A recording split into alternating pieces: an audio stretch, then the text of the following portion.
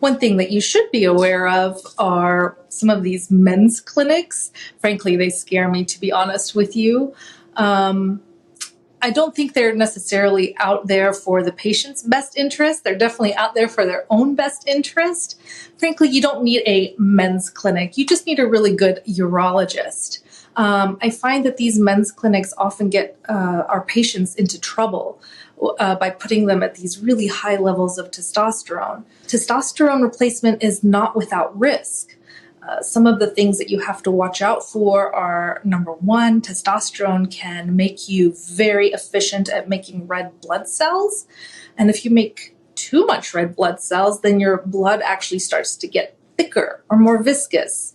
And this can ultimately put you at risk of things like heart attack and strokes.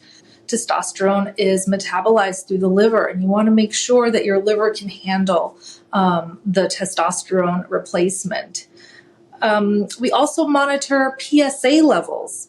Testosterone doesn't cause prostate cancer, but testosterone can be fuel for prostate cancer cells.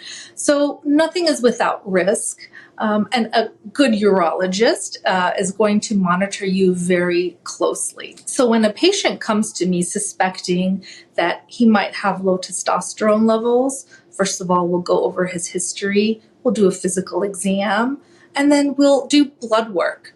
Usually what we like to do is test testosterone levels early in the morning. That's because a man's natural production of testosterone is highest in the morning. Men produce testosterone on a circadian rhythm, so it's not the same level throughout the day. So the time to check testosterone levels should be early in the morning. We like to check 2 levels, meaning 2 times, 2 different times, maybe a week apart, just to make sure that, yes, the levels are consistently low. If indeed the testosterone is low and the patient is exhibiting symptoms of low testosterone, then we'll talk about ways to replace testosterone. There are several different methods of replacing testosterone. Very rarely we do prescribe some oral testosterone replacement. This tends to be rather expensive. Insurance doesn't like to cover it. Honestly, I don't have one patient on oral testosterone, but it is out there.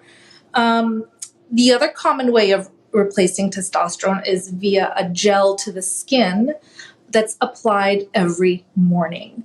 And you want to apply this gel somewhere where it's covered so that you're not rubbing off against women and children throughout the day.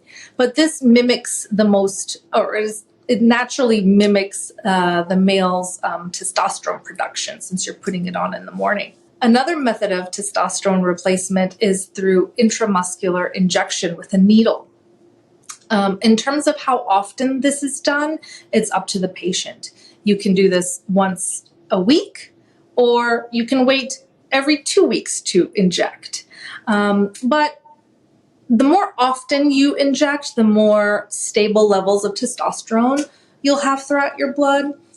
But if you're injecting every 2 weeks, most patients do experience sort of the highs and lows or the peaks and troughs of that testosterone.